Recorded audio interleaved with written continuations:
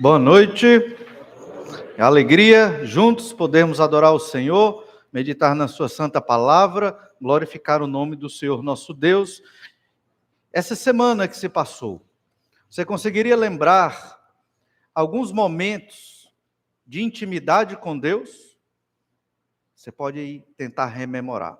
Essa semana que se passou, ou de manhã, ou meio-dia na hora do almoço, ou à noite, você conseguiu orar, contemplar o trono de Deus e meditar o quanto Deus é santo, santo, santo.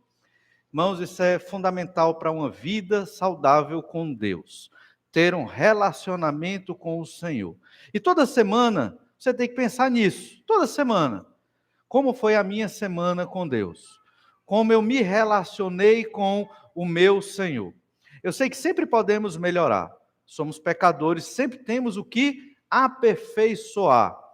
Mas não podemos esquecer o quanto nosso Deus é maravilhoso, é um Deus santo, santo, santo, e que Ele está de braços abertos, esperando que nós cheguemos até Ele para adorá-lo.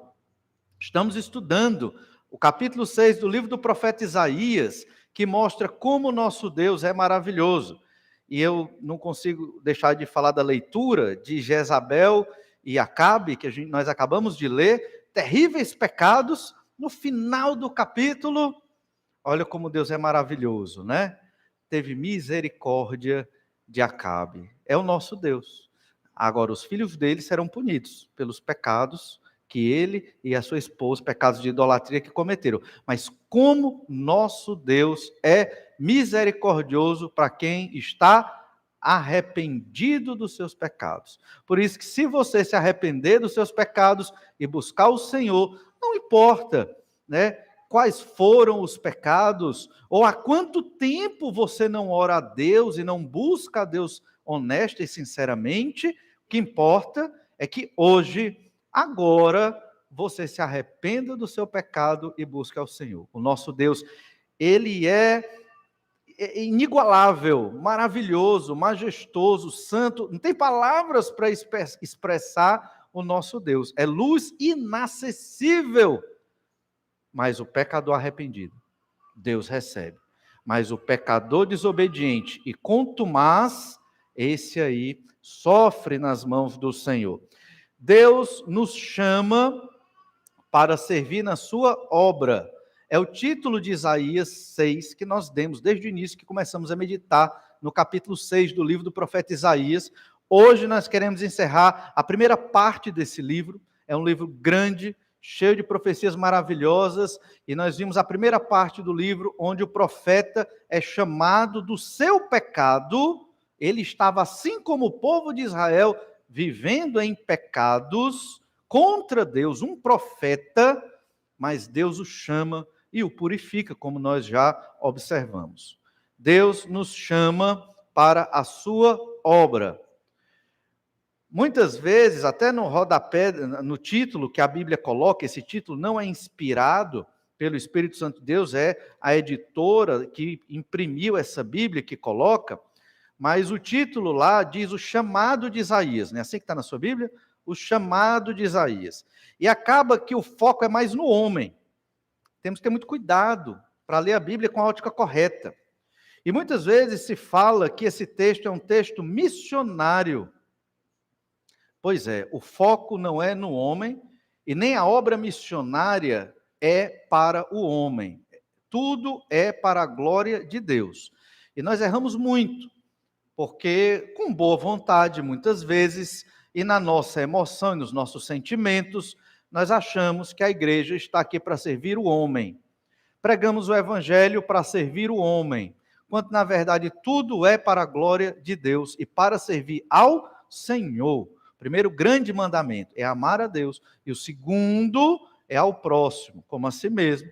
E isso está atrelado ao primeiro grande mandamento, porque se Deus não é a âncora do nosso amor, não tem como nós amarmos o nosso próximo. Isso para a gente entender que Isaías 6 fala de Deus. Não é, há o chamado de Isaías? Há, mas é um subtema. O foco desse capítulo é o Senhor, que é santo, santo, santo. Foi isso que nós vimos, primeira meditação sobre o capítulo 6, Deus é santo, santo, santo. Vimos a imagem da corte de Deus, o trono de Deus, a majestade do Senhor, resumidamente num texto escrito, ou seja, é impossível expressar num texto escrito o que é esse trono de Deus, mas o Espírito Santo aqui sintetizou, colocou as palavras para Isaías, para nós termos a compreensão mínima de quem é o Senhor nosso Deus e saber como Deus se revela. Deus é muito mais do que está escrito aqui. Muito mais. Deus não é um homem gigante sentado numa cadeira luxuosa. O Senhor é infinito. O Senhor não se senta. O Senhor não tem corpo. Deus é espírito. Deus sustenta os planetas. Deus, ele dá a vida e tira a vida. O Senhor é tremendo, é terrível. E contemplar Deus, como nós vimos, gera até medo do tamanho do poder do Senhor. Pelo menos aqueles que tiveram uma profunda intimidade com Deus chegaram a ter medo, ficaram aterrorizados com o tamanho do poder de Deus, porque o Senhor nosso Deus é tremendo em poder e majestade. Revisando, vamos ler do verso 1 ao verso 4. Isaías 6, verso 1. No ano da morte do rei Uzias, eu vi o Senhor assentado sobre um alto e sublime trono, e as abas de suas vestes enchiam o templo, serafins estavam por cima dele, cada um tinha 6 asas, com 2 cobriu o rosto, com 2 cobriu seus pés, e com 2 voava, e clamavam uns aos outros, dizendo: Santo, Santo, Santo é o Senhor dos exércitos, toda a terra está cheia da sua glória. Serafins aqui eram os incandescentes, eram seres celestiais, anjos que pegavam fogo, coisa interessante, né? E tinham asas ali, estavam ao redor do trono de Deus e louvavam a Deus dia e noite, o tempo todo, como vimos lá em Apocalipse capítulo 4. Enquanto Deus é santo, santo, santo, a glória de Deus enche a terra. É um Deus que está muito longe de nós, não temos como chegar perto dele, se não for por meio de Jesus Cristo, mas está próximo de nós, porque a glória dele, a luz de Deus, chega até os pecadores através do Senhor Jesus Cristo. E aí tem uma doutrina maravilhosa. A gente sabe que Jesus é a luz que veio aos homens para a salvação, mas Jesus disse o que sobre nós, seus discípulos? Que nós também somos essa luz no meio das trevas. Que coisa maravilhosa continuar o ministério do Senhor Jesus Cristo. Esse é o nosso Deus. E o que foi que aconteceu? As bases do limiar se moveram à voz do que clamava, e a casa se encheu de fumaça. Tudo tremeu, porque Isaías não podia entrar na sala do trono. Por quê? Pecador, vivendo em pecados. Era um pecador vivendo em pecados. Era um profeta, conhecedor da palavra de Deus, da lei de Moisés, do Antigo Testamento, que estava revelado já, mas vivendo em pecados. Então, os umbrais da porta, da entrada, da sala do trono de Deus, tremeu, ele não podia entrar. A fumaça fez com que ele não enxergasse diretamente aquele que estava sentado no trono por causa do seu pecado.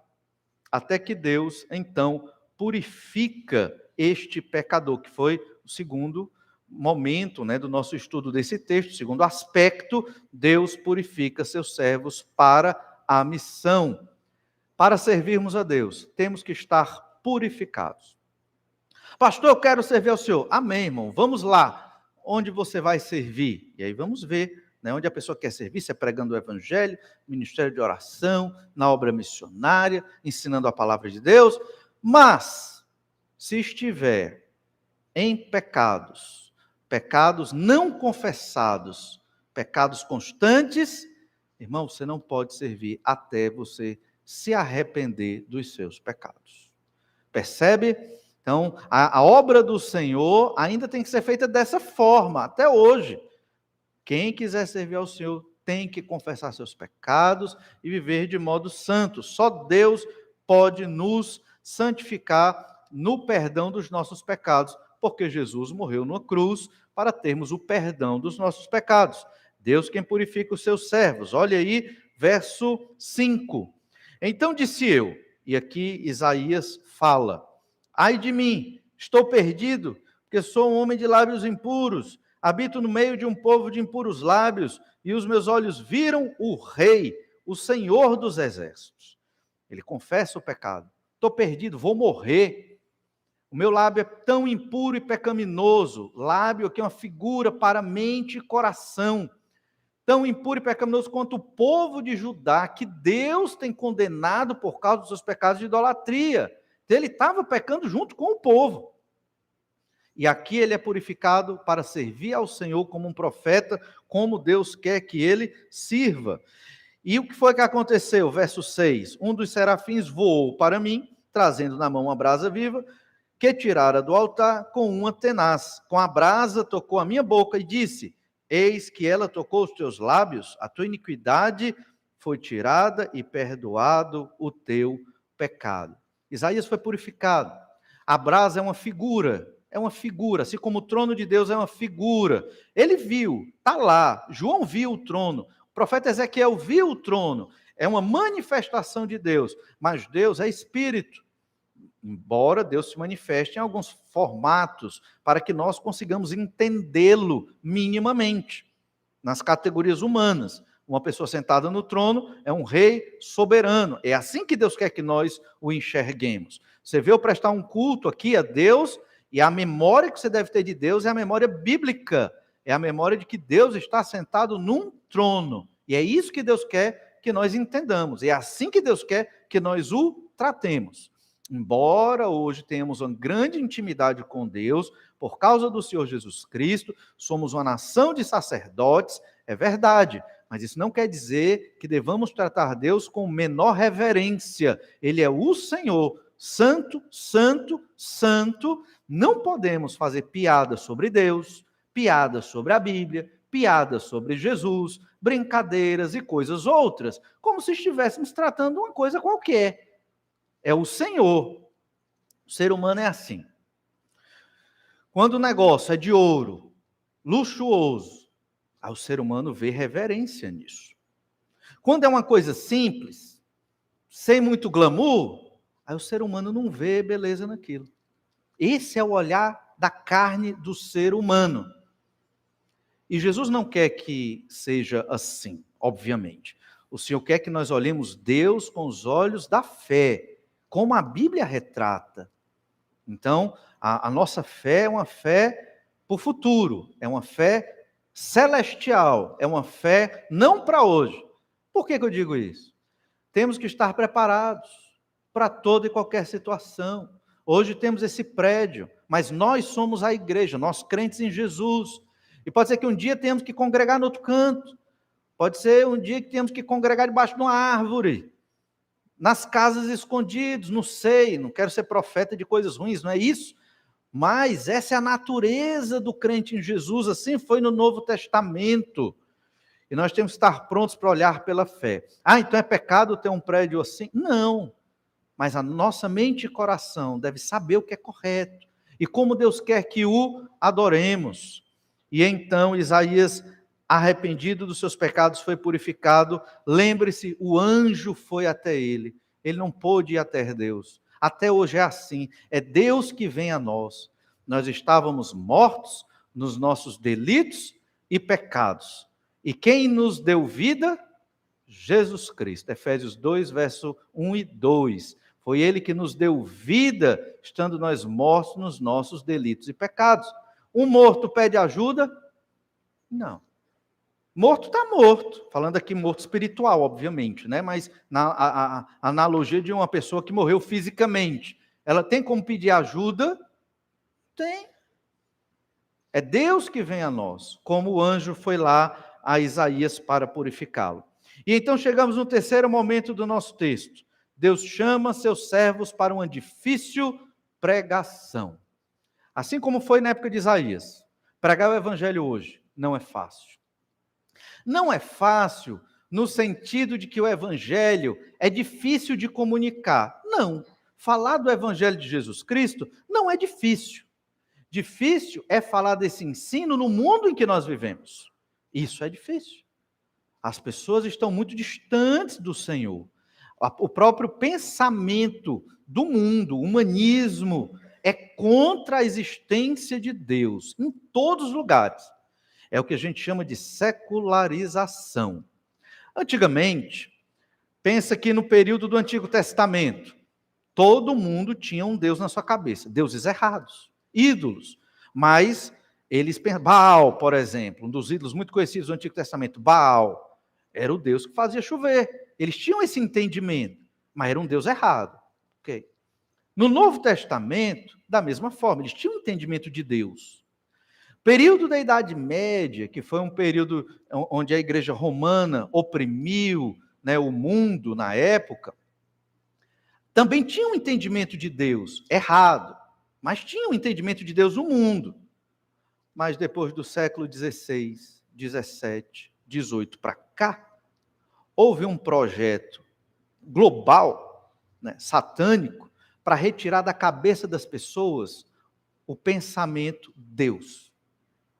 Então as pessoas hoje, elas não pensam que Deus faz as coisas, que Deus controla as coisas, que Deus é soberano e que tudo ocorre pelo querer e vontade de Deus. Não. As pessoas têm sua religião, peso na consciência, é o que move a humanidade a buscar uma religião. Aí eu quero ter, porque é inato, o ser humano precisa de uma expressão religiosa, né, e ele vai procurar em algum lugar uma que melhor se adeque aos seus pecados, é o que acontece hoje. Mas o fato é que quando é para explicar o que acontece ao redor nas nossas vidas e na humanidade, Deus está fora. Deus não é importante. Deus não existe. Se explica a partir das coincidências, do acaso, do cosmos e de tantas outras coisas. Por que eu estou dizendo isso? Porque pregar o evangelho está cada vez mais difícil e vai piorar, porque é assim que é profetizado quando fica cada vez mais perto da volta do Senhor Jesus Cristo. E tanto eu como você temos que proclamar este evangelho do Senhor Jesus Cristo para a glória de Deus, porque Deus mandou e Deus quer que façamos. Isto é parte da nossa missão, não é toda a nossa missão, mas é uma parte dela. E também porque nós temos que amar as almas perdidas, aqueles que ainda estão vivendo escravizados pelos seus pecados. Isaías foi chamado por Deus, purificado por Deus, um Deus santo o santificou para que ele pudesse pregar uma mensagem. Só que essa mensagem não era nada agradável, era uma mensagem difícil de ser pregada, porque ela era difícil aos olhos, ou melhor, aos ouvidos do povo. Olha Isaías 6, verso 8. Depois disto, ouvi a voz do Senhor que dizia: a quem enviarei? Quem há de ir por nós? Veja Deus sentado naquele trono, todo-poderoso, soberano. Ele faz uma pergunta para Isaías. Você já parou para pensar o tamanho da simplicidade do Senhor? Ele poderia mandar, e Isaías não tinha o que dizer. Isaías, vai fazer isso. Eu estou mandando. Eu te dei a sua vida e ainda te purifiquei. Mas ele não fez assim. Ele fez uma pergunta, jogou no ar.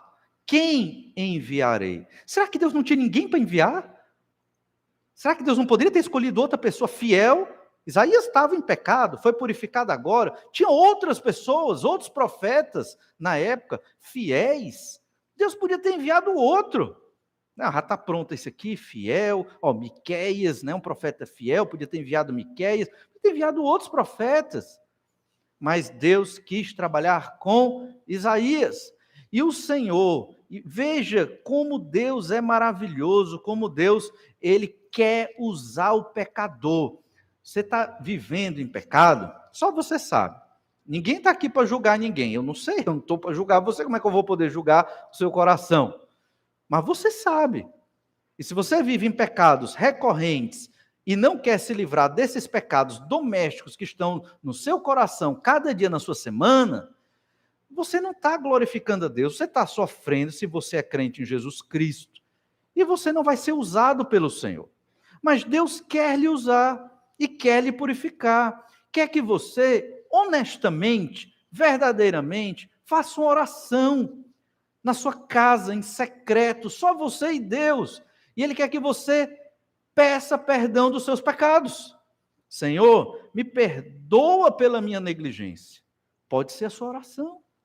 Me perdoa porque não estou te servindo como poderia, mediante tudo que o Senhor tem me dado, de vida, de inteligência, de saúde, de recurso, tantas coisas, como eu estou servindo ao Senhor.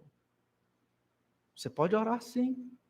E o Senhor está pronto para lhe usar, para que você sirva ao Senhor. Assim como Deus é maravilhoso, Deus não nos obriga a servi-lo. Já pensou? Ele poderia, mas ele não nos obriga.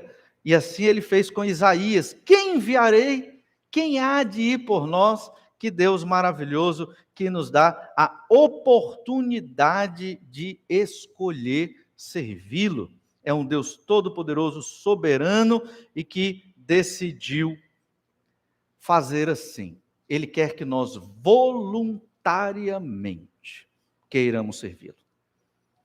E esse é o método de Deus é o método que devemos ter na nossa igreja. Você voluntariamente tem que querer servir ao Senhor, dentro daquilo que Deus colocou no seu coração.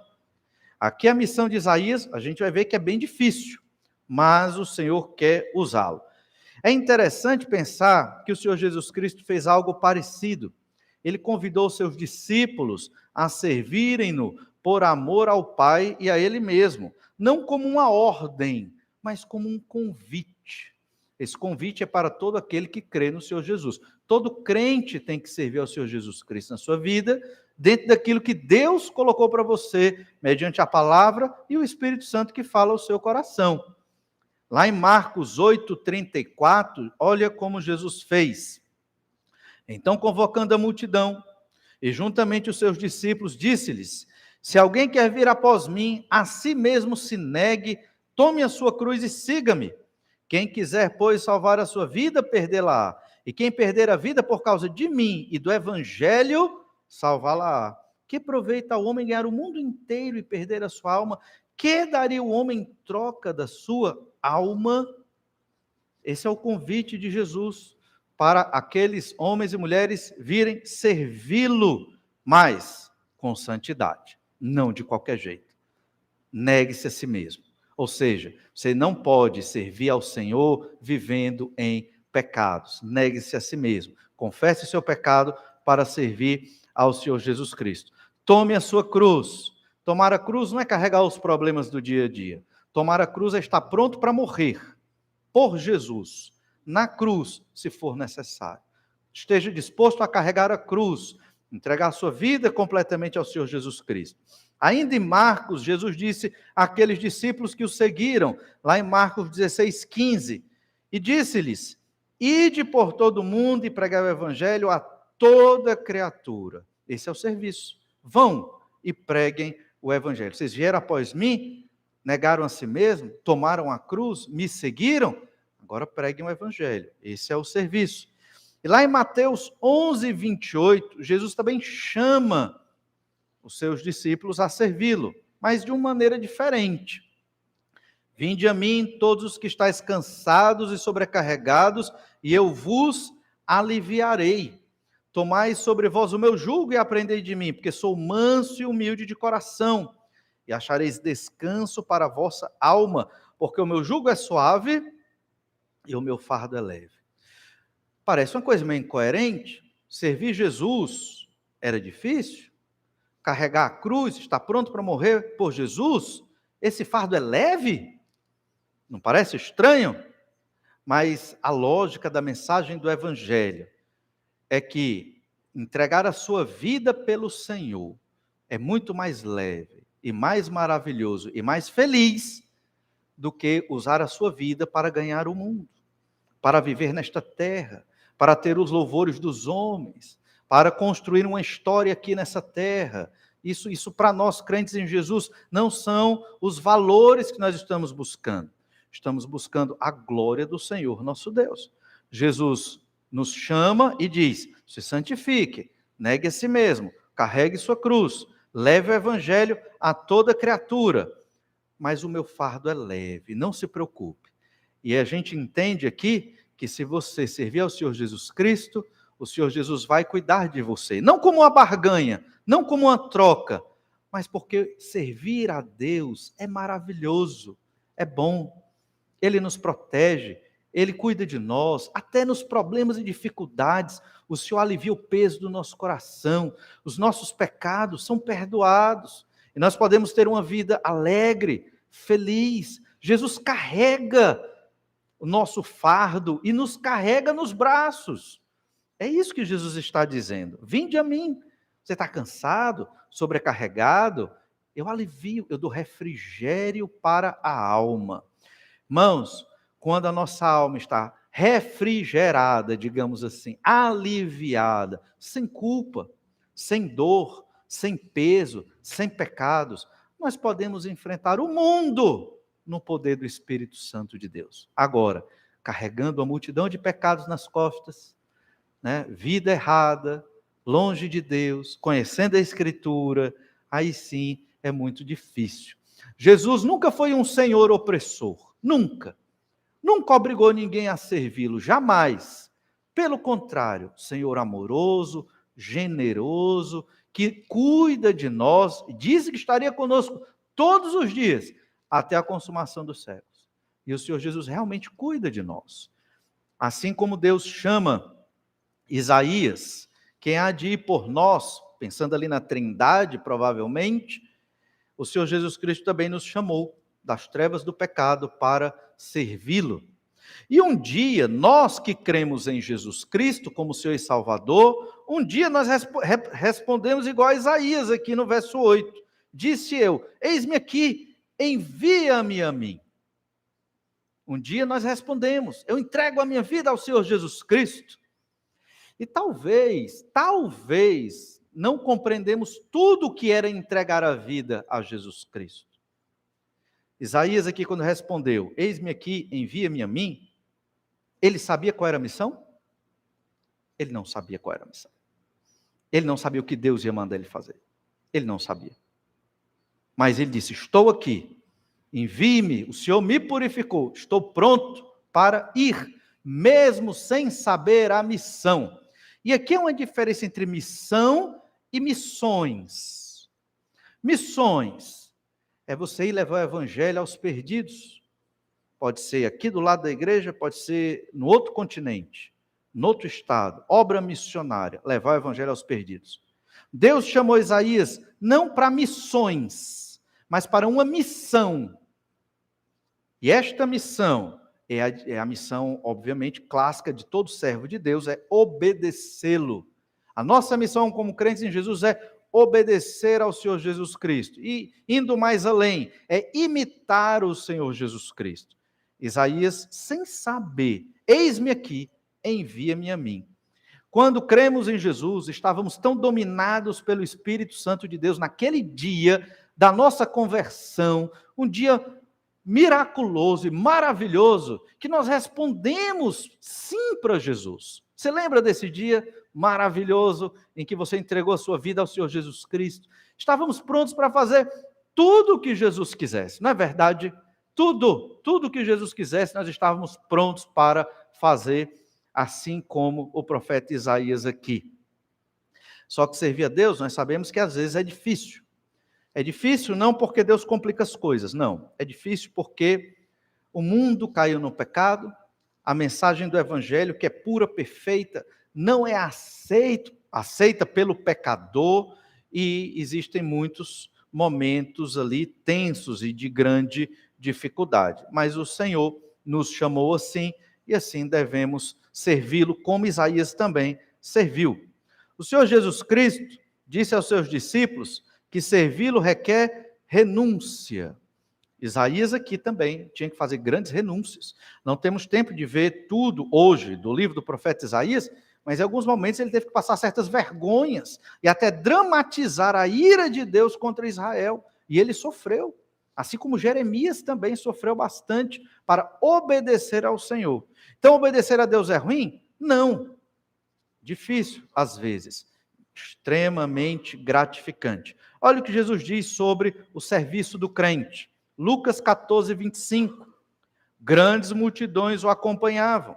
E ele, voltando-se, lhes disse: se alguém vem a mim e não aborrece a seu pai, e mãe, e mulher, e filhos, e irmãos, e irmãs, e ainda sua própria vida, não pode ser meu discípulo. E qualquer que não tomar a sua cruz e vier após mim, não pode ser meu discípulo. Jesus está vindo contra a família. Você tem que aborrecer, e a palavra que é odiar. Você tem que, aborrecer é um eufemismo aqui. Você tem que odiar a sua família. É isso que Jesus está dizendo mesmo? Não. Jesus está dizendo que ele tem que estar no topo da sua vida, acima da sua família. E a sua família tem que estar submissa à vontade do Senhor Jesus Cristo.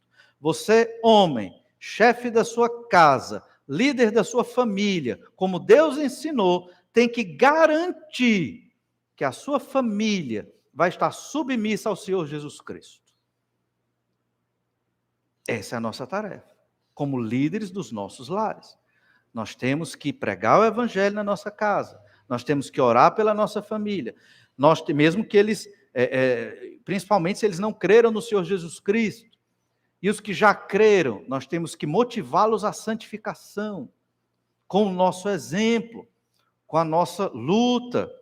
Você não pode simplesmente deixar as coisas fluírem naturalmente, porque quando a gente deixa fluir naturalmente, o que flui é o pecado, porque é da natureza do ser humano o pecado. Então nós temos que chamar a família, temos que exortar, temos que amar, ensinando o evangelho, com amor, paciência, mas é a tarefa dos líderes. Jesus está dizendo: você tem que me amar mais do que a sua família. Um exemplo bem simples. Seu cônjuge não quer vir para a escola dominical. Mesmo depois de anos você tentando trazê-lo, venha só e ore por ele. Mas não deixe de vir porque ele não vem, ou ela não vem. Venha só. Sirva ao Senhor, motive, tente, mas não deixe de vir. Seus filhos estão debaixo da sua autoridade, traga-os. Você os alimenta, você os sustenta, paga as contas deles, eles lhe devem obediência legal e moral. Traga, tem que vir. Ah, mas e aí, o que adianta o menino vir sem vontade para a igreja? Adianta. Pela fé, faça, traga. E você vai ver a bênção do Senhor. Agora, se você simplesmente não tiver esse tipo de ação, aí o negócio fica bem mais complexo. Jesus tem que estar acima da sua família. E eu sei que isso não é fácil. Às vezes não queremos nos indispor com o cônjuge, nem com os filhos. Eu sei disso. Mas é necessário. É necessário. E diz Lucas 14, 33. Assim, pois, todo aquele que dentre vós não renuncia a tudo quanto tem, não pode ser meu discípulo. Então é isso que Jesus está dizendo. Renuncie tudo. Não quer dizer deixar para trás, no sentido de abandonar a família. Não é isso. Renunciar tudo é colocar Deus em primeiro lugar. É isso que o Senhor Jesus está dizendo aqui. Jesus nos chama para um serviço, irmãos. E às vezes não é fácil, mas é gratificante. Lembra do Senhor Jesus Cristo, quando foi profetizado sobre ele, em Isaías 53, que ele seria moído, massacrado, que foi do querer do Pai, mas logo depois diz que ele se alegrou ao ver o fruto do seu penoso trabalho. O fruto do penoso trabalho de Jesus Cristo na cruz, somos nós, crentes no Senhor Jesus Cristo.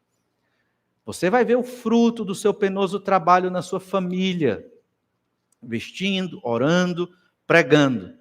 O contexto aqui da mensagem não é sobre família, mas é o chamado para uma missão. Isaías foi chamado para uma missão. E ele diz: eis-me aqui, envia-me a mim para esta missão. Ele era um profeta.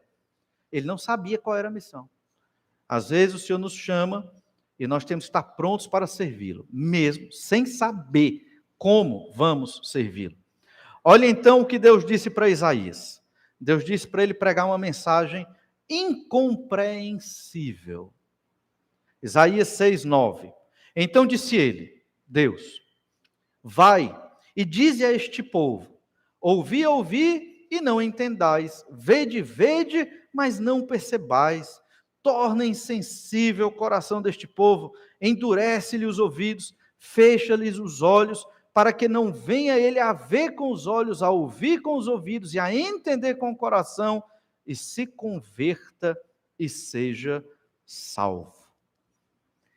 Como Deus manda o profeta enviar uma mensagem em que o povo não vai se converter, não vai haver salvação na grande maioria do povo, mas Isaías tem que pregar essa mensagem.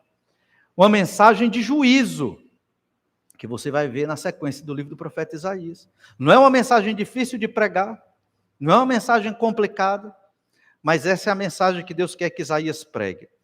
Missões é pregar uma mensagem de esperança, onde vai haver conversão. Aqui não é uma mensagem de esperança, é uma mensagem de juízo, é uma mensagem difícil, é uma mensagem que o povo não vai gostar, o rei não vai gostar, é uma mensagem realmente complexa. Diz logo no início do verso 10, torna insensível o coração deste povo. E aqui aparece um verbo, esse tornar insensível, é um verbo típico do Antigo Testamento, que significa engordar. Literalmente seria, torna gordo o coração deste povo. Engorda o coração deste povo. O que é que isso significa? Para eles, no Antigo Testamento, tinha um significado muito claro. Para nós é estranho, mas é interessante, porque nos ajuda a entender certos ensinos de Jesus lá no Novo Testamento. Por isso que foi traduzido torna insensível, para a nossa compreensão. Se traduzisse torna gordo, quem que ia entender aqui, né? É um problema cardíaco do coração lá do povo? Claro que não, né? Então, essa mesma palavra, ela se repete em outros contextos. Lá em Deuteronômio 32:15, nós lemos assim: mas engordando-se o meu amado deu coices, engordou-se, engrossou-se, ficou nédio e abandonou a Deus que o fez e desprezou a rocha da sua salvação. Esse texto de Deuteronômio 32 trata da maldição para aqueles que não obedecem a Deus. Aqueles que abandonam a Deus serão punidos pelo Senhor. Quem abandona a Deus? Quem engorda. Veja bem, ele engordou, e aqui compara com um jumento. Ele deu coices, ficou violento, o meu amado, falando da nação de Israel, engordou-se, engrossou-se, ficou nédio, palavra para louco, ficou enlouquecido e abandonou ao Senhor. Então, quem tem um coração gordo, no Antigo Testamento, é quem abandona Deus e a palavra de Deus. Olha Jeremias 5:28. Deuteronômio 32:15, que acabamos de ler, bem antes de Isaías, né? Lá na lei de Moisés. Jeremias 5:28 já é depois de Isaías. Jeremias foi o profeta que viu a invasão babilônica que Isaías estava profetizando séculos antes. Jeremias viu e foi preservado, mandado para o Egito. Mas olha o que Jeremias diz no capítulo 5, verso 28. Engordam, tornam-se nédios e ultrapassam até os feitos dos malignos. Não defendem a causa dos órfãos, para que prospere, nem julgam o direito dos necessitados. Engordam, mais uma vez, são gordos aqui. Por quê? A ideia aqui é que eles estão vivendo em muitos pecados e os babilônios vão invadi-los. Então, por que eles vão receber o juízo de Deus? Porque se engordaram. Ezequiel 34:16, o cativeiro babilônico já aconteceu. Ezequiel está lá dentro do cativeiro com os cativos, às margens ali de um braço do rio Tigre, do rio Eufrates. Olha o que diz Ezequiel 34:16. A perdida buscarei, a desgarrada tornarei a trazer, a quebrada ligarei, e a enferma fortalecerei, mas a gorda e a forte destruirei, apacentá-las-ei com justiça. Ezequiel 34 é um capítulo em que Deus fala contra os pastores de Israel. Os pastores de Israel são os líderes da nação, reis, a corte, os príncipes.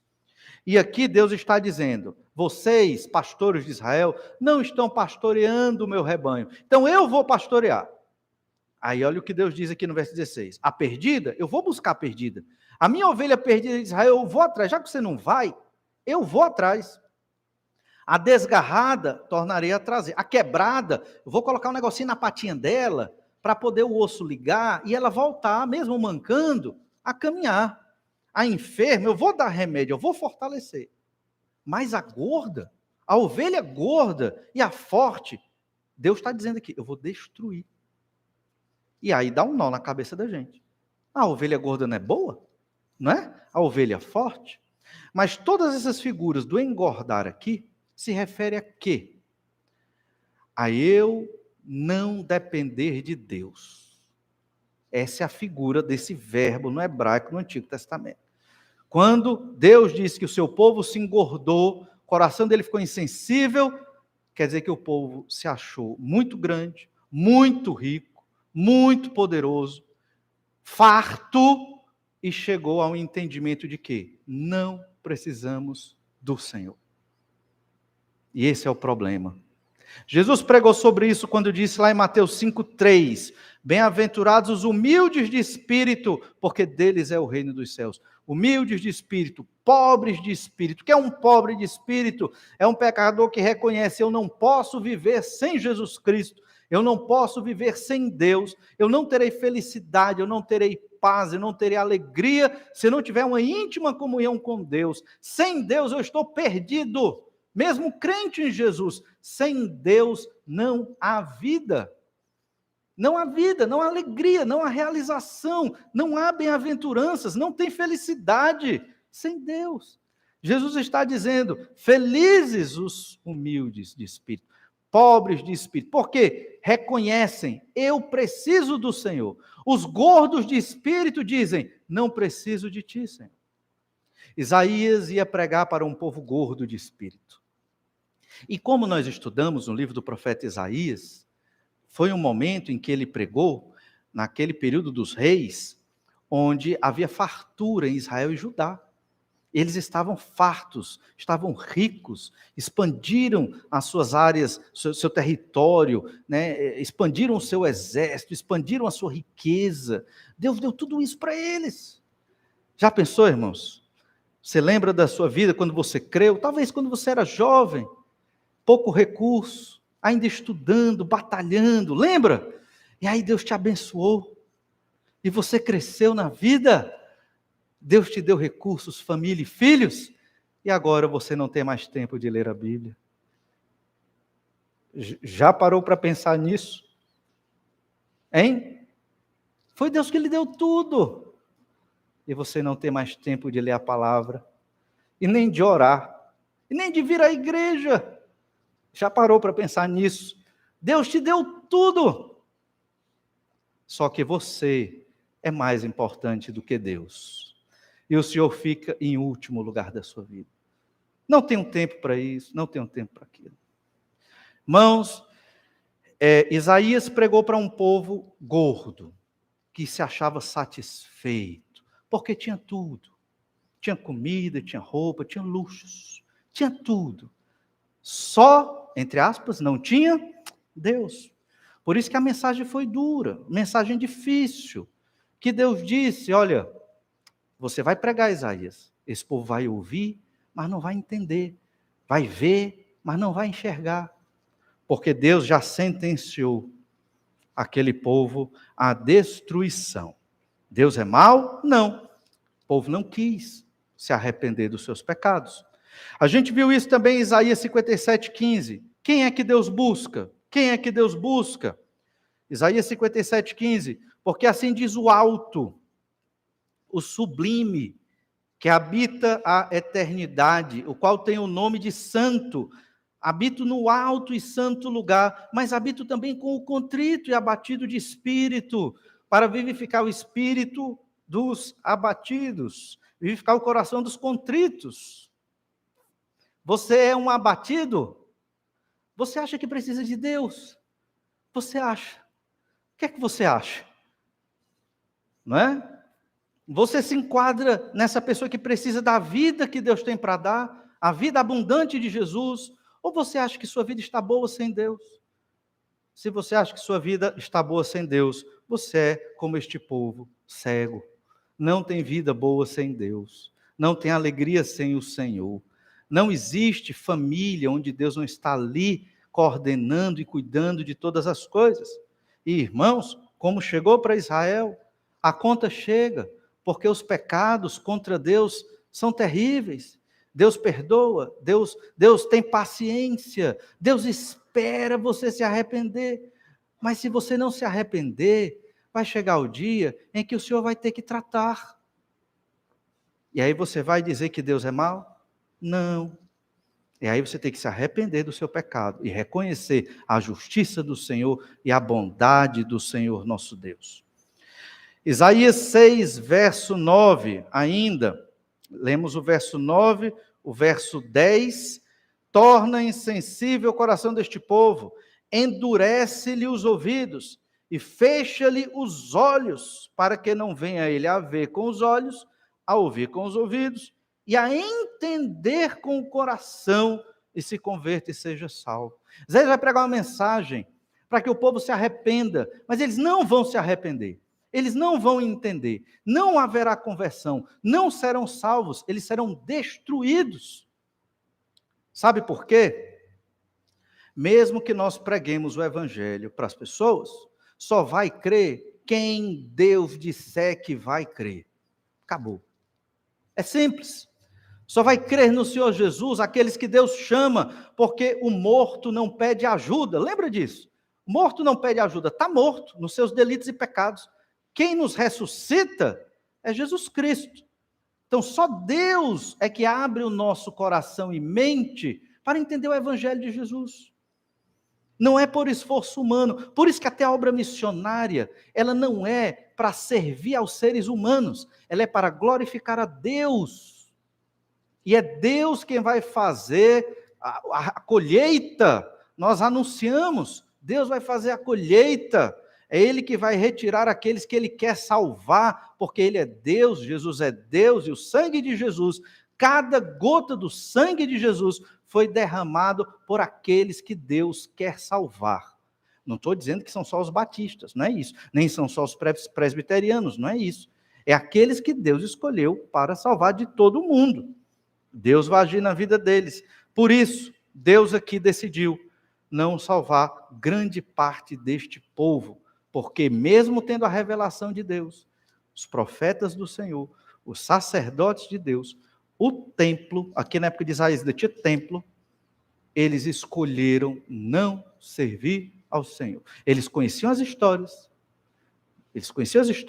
do Antigo Testamento, sabiam do Êxodo, da Páscoa, travessia do Mar Vermelho, tudo o que Deus fez ali na conquista por meio de Josué, eles sabiam de tudo isso, mas eles idolatraram, adoraram outras coisas, não seriam salvos. Você deve lembrar nos evangelhos que o Senhor Jesus Cristo, ele citou essa passagem de Isaías, principalmente quando ele pregou sobre a parábola do semeador. Você já entendeu a parábola do semeador? Já. É muito simples. O semeador saiu a semear, e a semente caiu na beira do caminho, e veio os pássaros e levaram aquela semente. Quem eram os pássaros? Era Satanás, né? Que os anjos malignos, ele que levaram aquela semente. O que era a semente? O evangelho do reino, não é verdade? Aí ela caiu entre pedras, até cresceu, mas as pedras não deixaram a raiz, que é a profundidade, veio o sol e logo secaram. Caiu entre espinhos, os espinhos cresceram mais do que aquela planta e sufocaram as coisas do mundo, destruindo o evangelho que chegou na vida daquela pessoa. Mas essa semente caiu na terra fértil. Alguém preparada pelo Senhor para crer no Senhor Jesus Cristo e ser salvo. E essa semente frutificou e deu frutos e frutos. Parábola do semeador. Difícil? Não.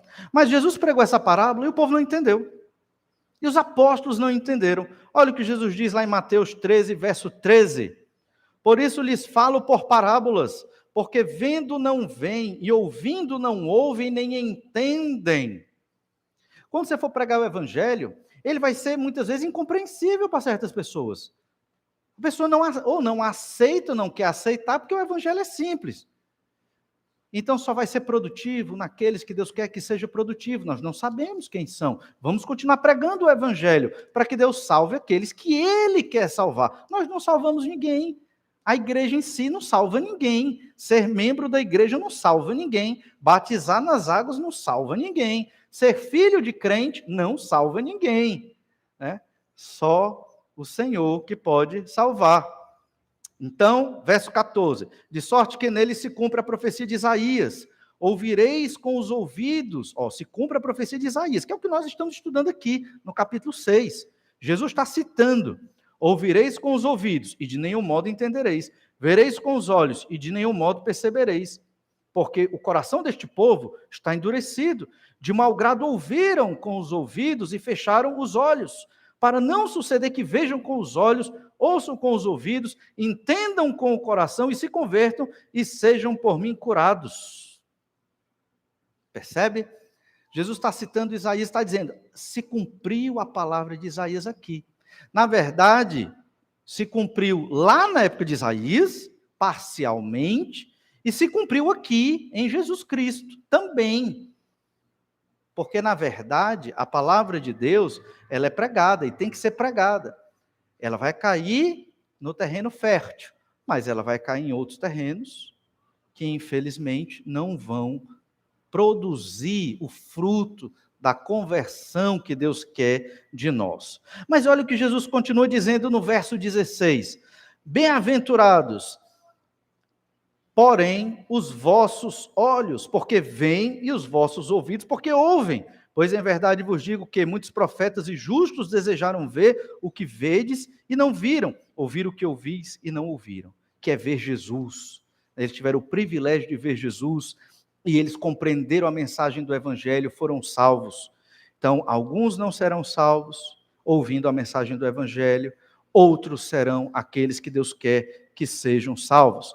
Jesus repetiu esse mesmo texto, na verdade Marcos repetiu essa mesma história lá no capítulo 4, do verso 10 ao 12, e no finalzinho, lá no verso 12, nós lemos assim: para que vendo vejam e não percebam, e ouvindo ouçam e não entendam, para que não venham a converter-se e haja perdão para eles. Bem específico, fala da conversão.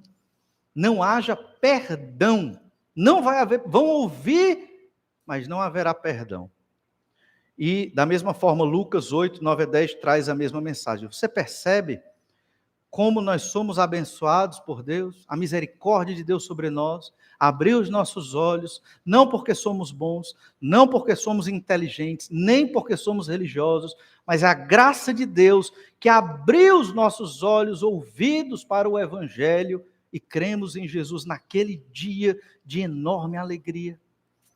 Como você não pode servir ao Senhor como Isaías, eis-me aqui, envia-me a mim? Como você tem restrição para servir a Deus na sua vida? Como? Como você pode colocar alguma coisa na frente de Jesus? Como você pode dizer que o serviço de Jesus fica para depois? Como? Você tem que avaliar, orar e entender para que Deus lhe chamou e como você deve servir ao Senhor Jesus Cristo até o último dia da sua vida. É interessante que depois desse texto, do capítulo 6, houve uma crítica. Houve uma crítica dos líderes de Israel contra Isaías. E que crítica é essa? Sua mensagem é muito tola. Sua mensagem é muito simples. Sua mensagem é infantil. É para crianças. Não é para nós. O rei, sumo sacerdote, todos vivendo em pecado, se achavam muito excelentes. Lá em Isaías 28, 9, Isaías expressa essa ideia. A quem, pois, se ensinaria o conhecimento? E a quem se daria a entender o que se ouviu? Acaso aos desmamados e aos que foram afastados dos seios maternos? Isaías dá a entender que esse era o pensamento dos seus ouvintes na época. Para quem eu estou pregando essa mensagem? É para as crianças, porque aquela elite da nação de Israel, e talvez até o povo, achavam a mensagem insignificante. Esse é o desafio dos pregadores, tanto como Isaías, como todos os outros pregadores. A mensagem da palavra de Deus é simples. Quem aqui teve dificuldade de entender o que nós falamos? Não, ninguém, certamente. Todos compreenderam muito bem. Se prestou atenção, compreendeu muito bem. A mensagem do Senhor é fácil, mas é difícil de ser vivida, eu sei disso.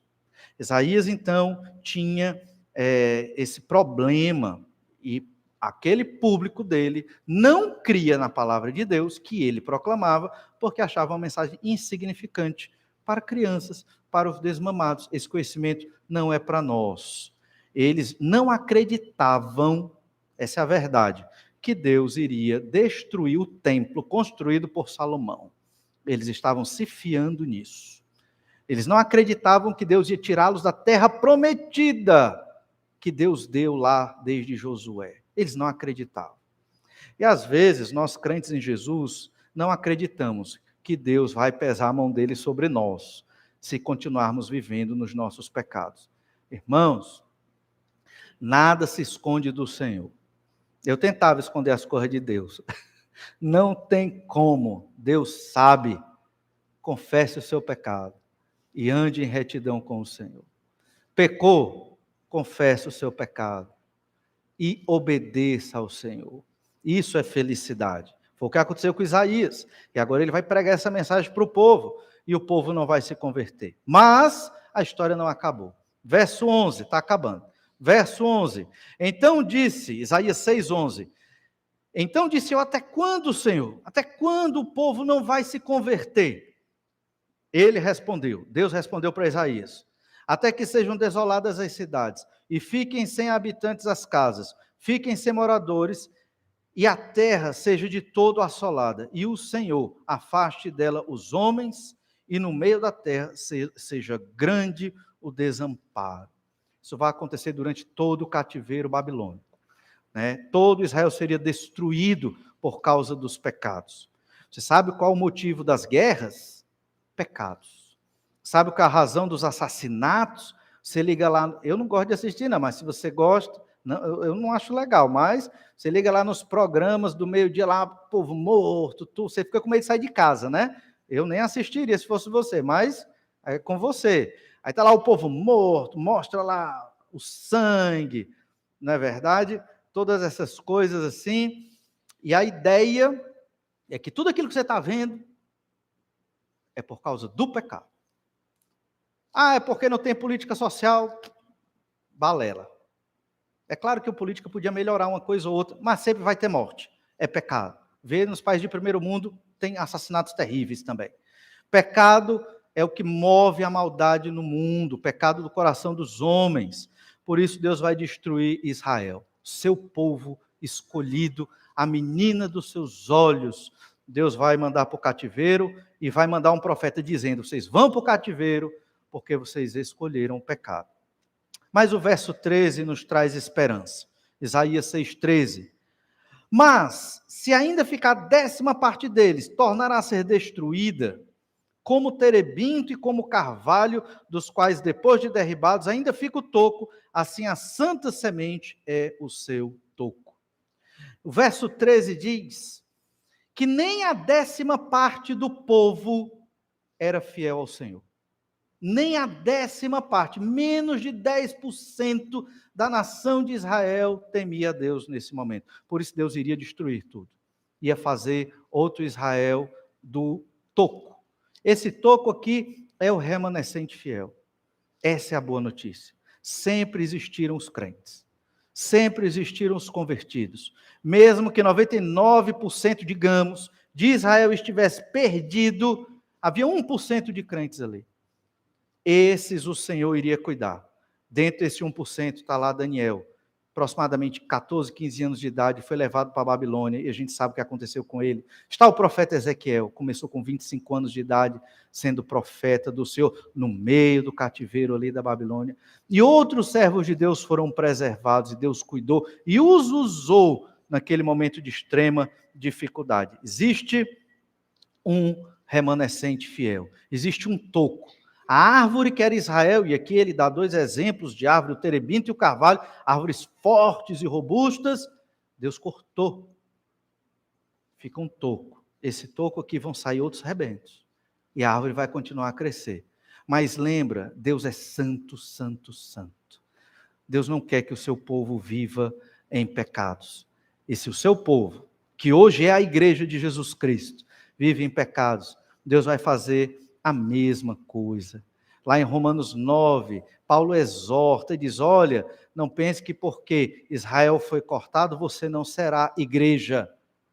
Se não se arrepender dos pecados, também será cortada igreja. E nós somos a igreja de Jesus, chamados por Jesus para uma missão. Então a sua vida foi retirada das trevas do pecado, porque você é este toco, você é este remanescente, você é do meio desse mar de igrejas esquisitas que a gente sabe que existe pelo Brasil e pelo mundo. Você que crê em Jesus é este remanescente para continuar proclamando o evangelho aos perdidos. Esta é a nossa missão, ser luz no mundo, sal na terra, testemunhar a glória de Deus aos que estão perdidos. Você testemunha com a sua voz, você testemunha com a sua vida em obediência ao Senhor. O seu ministério, desde o dia da sua conversão até o último dia da sua vida, é o ministério de um crente no Senhor Jesus Cristo. Deus purificou Isaías para ele servir, pregando uma mensagem difícil.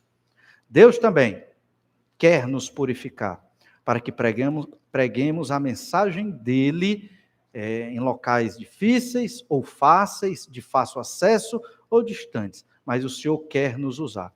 Você está pronto para ser usado pelo Senhor? Não, pastor, não estou. Então é muito simples. Confesse o seu pecado, peça perdão a Deus e obedeça ao Senhor segundo a sua palavra. Vamos orar, pedir que o Senhor nos abençoe e nos transforme. Obrigado, Pai amado, pela Tua palavra, pelo Teu Evangelho, que de modo tão maravilhoso nos transformou, pelo Teu Santo Espírito, que nos chama para o serviço. Vimos como o Senhor foi maravilhoso com o profeta e o preparou para uma missão extremamente difícil.